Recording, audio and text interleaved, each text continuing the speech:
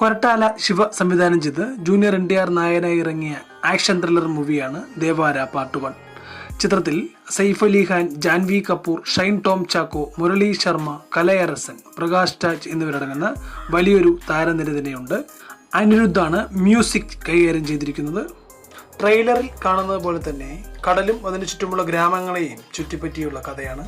സാധാരണ നമ്മൾ മാസ് സിനിമകളിൽ കാണുന്ന അതേ കഥ തന്നെയാണ്. ഇതിലെ ഫൈറ്റ് സീക്വൻസ് ഒക്കെ നന്നായി എടുത്തു വെച്ചിട്ടുണ്ട്. സൈഫ് അലി ഖാന്റെ വില്ലൻ വേഷവും അദ്ദേഹം നന്നായി ചെയ്തിട്ടുണ്ട്.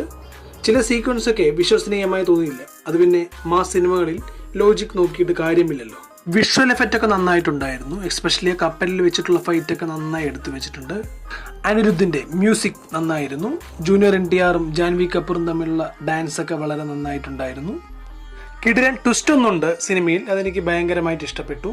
KGFഉം RRRും എക്സ്പെക്ട് ചെയ്ത് ആരും തിയേറ്ററിലേക്ക് പോകരുത്.